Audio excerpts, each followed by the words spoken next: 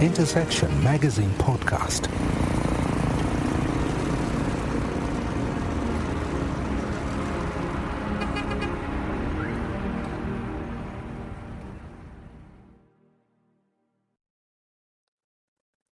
Welcome to Intersection Magazine Podcast.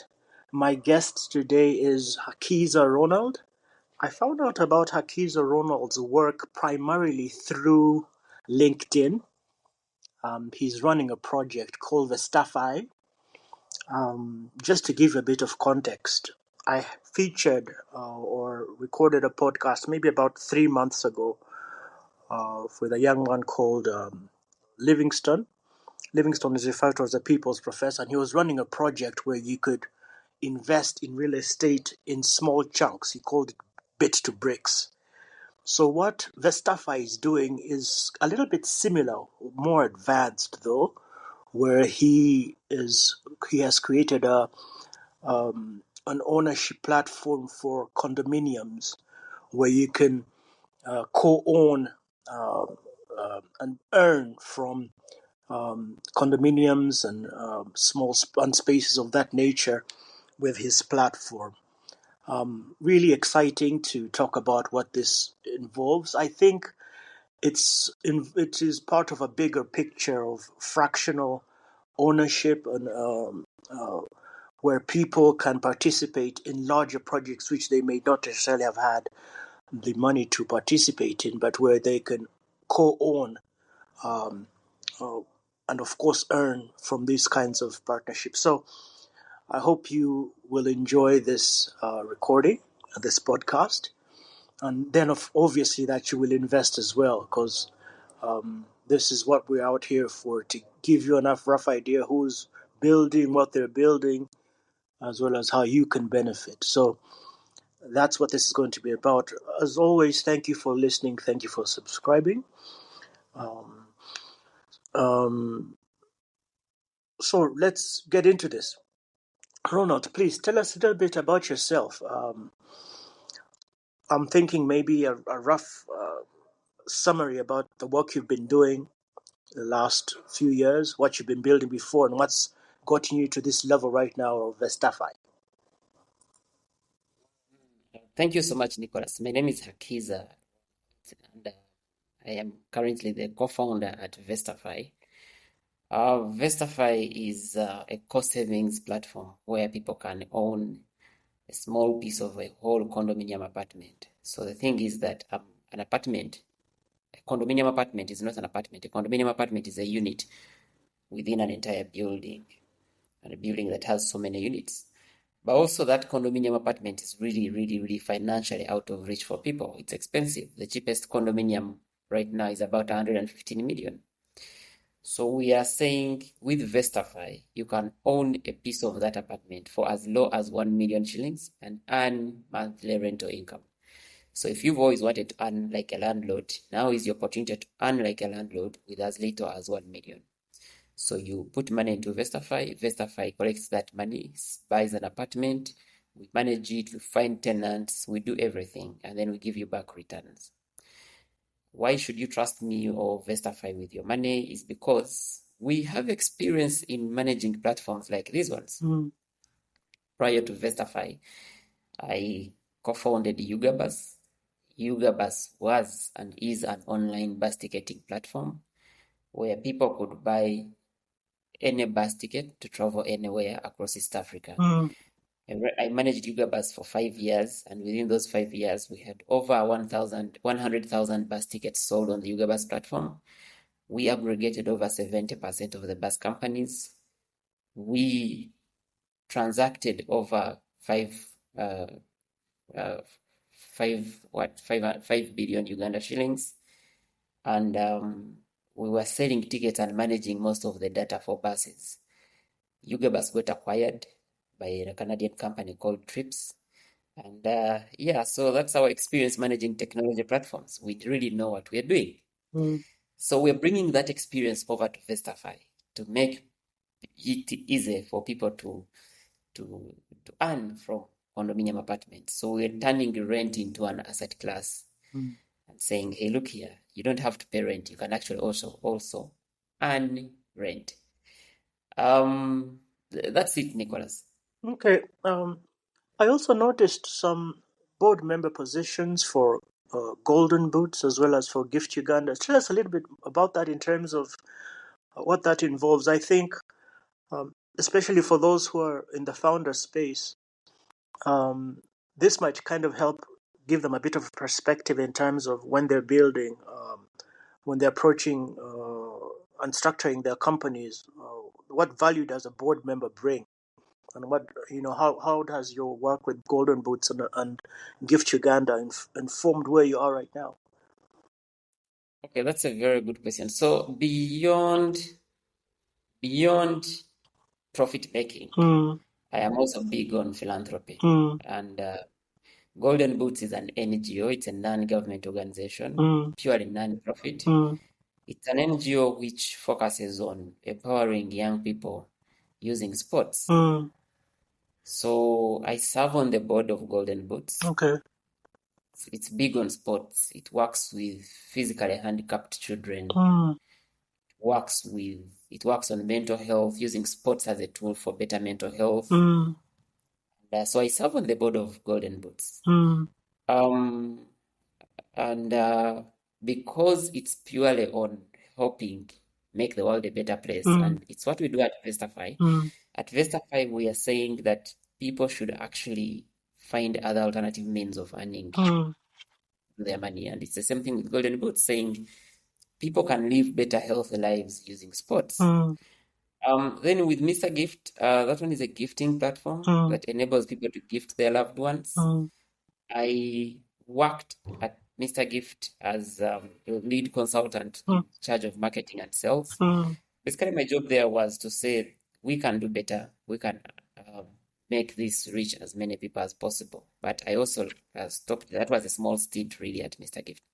I still serve on as an advisor there. Yeah, and also prior to that, I worked at another NGO for 3 years called Straight Talk Foundation. So at Straight Talk Foundation, I was into the sexual reproductive health space. That was almost from 2010 to 2013.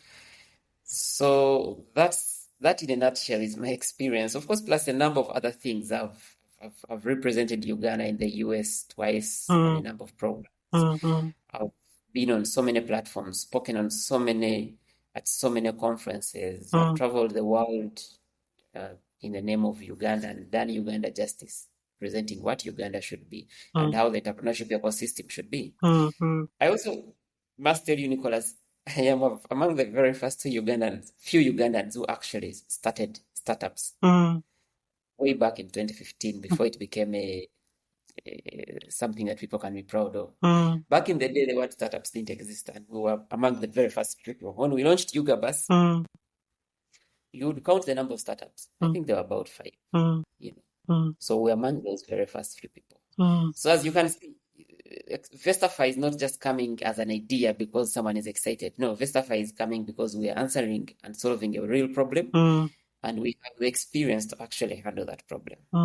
So the platform we've built at Vestafi is reliable, it's tested with experience, and it's delivering with the promise that we are promising people. Yes. I also noticed quite a lot of work centered around youth. Can you give us a rough idea in terms of like the demographics, why you feel this is an important area to be working in, what you've noticed, where we can focus our attention, what we can learn in terms of this demographic? So young people, according to the recent statistics from Ugabus, I think it was in the previous census that they just released, young people represent the biggest chunk of Uganda's population. And because we are the majority, and then by young people, I mean people below 40 years. Though I must say some people want to say that being young stops at 35. I don't want to say young people. really, I still feel a person of 38 is still a young person. So I'm using the age bracket of 40 years. There are so many. And then every single year we are releasing almost 10,000 young people into the job market. And we are not manufacturing enough jobs for these young people. So, and this goes back to what happened back in the day when they launched mass education, Bona Basome, with the introduction of UPE in 1997. The goal was to get the entire population educated. You get it? Because you see, you can't develop an economy if people are illiterate. But then I don't think the people who introduced that UPE, I don't think they foresaw a time when we will all be educated, but we don't have jobs. Because if they had seen it, they would have made sure that as you are educating an entire population, then you should also manufacture enough jobs for these young people. So if you're releasing actually it's about 40,000 people. If 40,000 people are graduating every single year, and then you're only manufacturing about 5,000 jobs, where are the 35 people going to work? So my focus usually is on young people. When we run Vestafi, let me tell you something about Vestafi. With Vestafi, we don't just buy an apartment, for example. We have people who clean these apartments. We have people who supply us with furnishings, bed sheets, furniture, kitchen things, cutlery, all these things.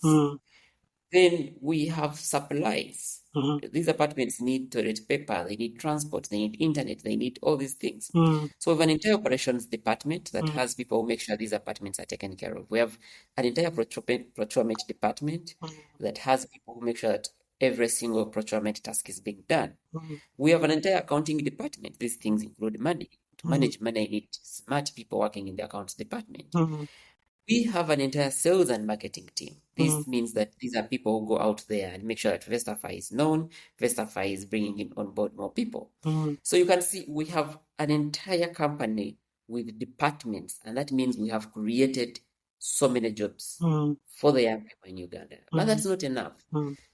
When we launch Vestafi, it means there's another company that will launch that will also offer us a number of services. You get it? So it means in the grand scheme of things, we need as many companies as possible, creating as many jobs as possible, or else we'll have an explosion. We'll have so many young people unemployed, and they will be desperate. And they say that when you have so many poor people, at the end of the day, these poor people will eat the rich. Get it? So you don't want a situation where the poor people end up eating the rich, because that is catastrophic. You wouldn't want to solve it. So I work a lot with young people because I'm also young, but also most importantly because the biggest need for our society today is with this exact generation of young people. And it is so unfortunate that the people leading our country are out of the age bracket of young people. So they do not understand the kind of challenges we're actually going through. Get it? They do not understand the modern day problems we're trying to deal with. You get it? It explains why if you came and told an old person of 60 years that you're buying an apartment, someone of 60 years will even ask you, why are you buying an apartment? Why don't you just build a whole structure, a whole building, and, have your compound and plant a mango tree, and, But then us as young people, we are saying, no. You can actually own just an apartment and life is okay. You get it? You don't have to own a car. You can actually take an Uber and life is okay. You get it? So you realize that our problems, our modern day problems, are so different from the problems that our parents dealt with. So I work with young people a lot because then the future is for those young people. Okay. I noticed two major events, or one in Morocco as well as your Silicon Valley travel. Can you give us a bit of information or shed some light on insights you gained from your travel? Silicon Valley seems to have been a very eye-opening journey for you in terms of what you learned about the tech industry. So I'm interested in your insights on Silicon Valley, and then kind of use those insights to give us a rough idea where you feel our technology ecosystem is right now in Uganda. Okay, thank you so much. So I've been to Silicon Valley twice. The first time I think was 2017. The other time was last year. So In Silicon Valley, at that time, I was still running Ugabus. I was still the CEO and co-founder at Ugabus. And we were looking at how technology products can actually solve problems for Africa. Mm. And the question was, can we benchmark on what Silicon Valley has been able to do? Mm. How do we build technologies that actually work for people, not work against the people? Mm. Initially, we had, at the dawn of the internet, problems were being crafted based on what on what the innovators thought the people wanted. Mm. But then we realized that my visit to Silicon Valley showed me that there's something they call design thinking. Mm. With design thinking, you develop a product from the consumer's endpoint, Mm. not from the innovator's endpoint. Mm. And then also, my most recent other trip was to look at how do we make sure that we develop solutions that are cost effective and yet very efficient, you know. Because then with all these tools available, AI and all that kind of stuff, we've come to realize that now everyone should be able to develop or get work done in a quality manner without having to, you know, without having to spend an arm and a leg. Then we go to Morocco. Morocco was a competition. It was called the Africa Entrepreneurship Award. With the Africa Entrepreneurship Award, Ugabus qualified. It was a very stiff competition. So many people had applied for that program. But then Ugabus was among the top 10 companies. And remember, we won. The award came with $100,000. Yeah, so that was Silicon Valley. Sorry, that was Morocco. So in Morocco, we beat, imagine from Uganda, we beat so many other companies. Oh, wow. Among the top 10. Yeah, that was 2018. And then, yeah, so that showed you that Ugabus had reached the global stage and that Ugabus was at a point where we could compete favorably. Even as Ugandans, we can compete favorably if we have solutions that are on point. You get it? And I think that should be able to encourage everyone. Nicholas, I'll tell you this. I come from a very humble background, but to see me come on board and compete on the global stage and pull off things that ideally you'd think only planned kids would be able to pull off is something, is sort of an encouragement to everyone that, hey, look here, no matter the constraints available to you, you can still succeed. As long as you align with what the world really needs. There's a way the world works, and the moment you figure out how the world works, your success comes your way. Yes. Okay. I'm interested, for some of my users who might be interested in participating or getting access to Vestafi. How does it work? Is it an online platform? Is it an application? How do they start? Yes, thank you so much. So Vestafi is a cost savings platform. So with Vestafi, we are saying you just come onto the platform, apply to join, because we don't admit everyone. Once you apply to join, we will carefully review your profile and then get onto a call with you and see if you qualify to join our inner circle. So we are building the most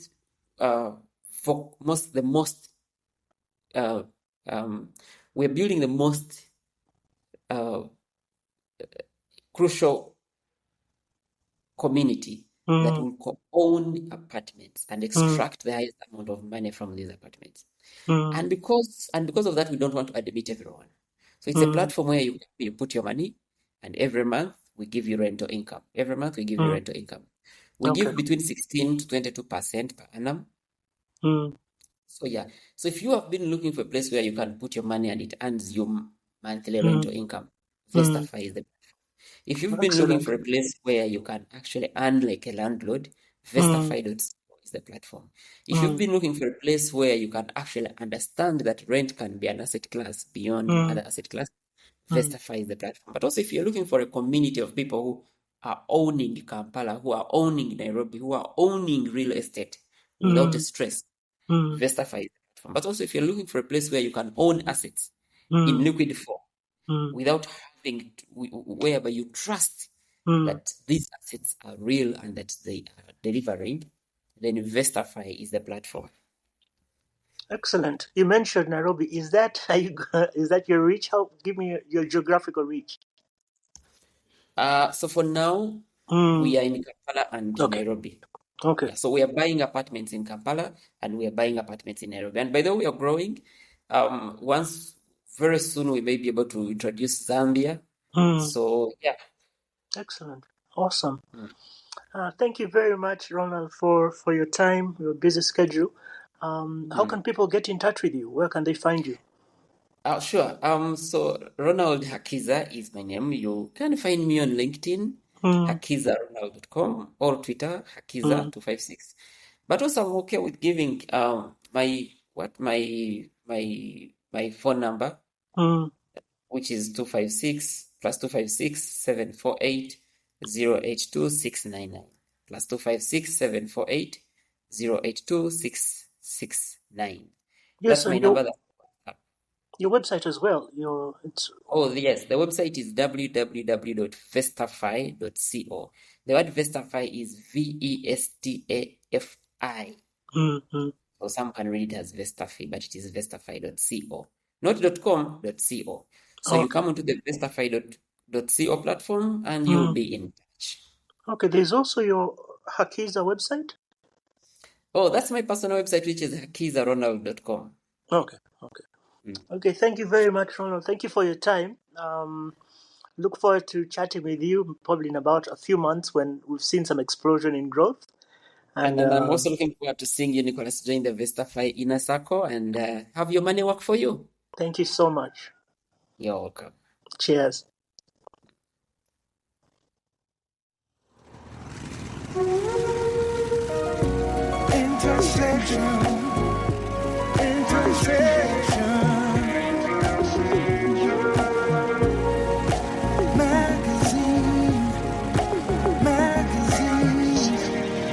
Intersection Magazine Podcast.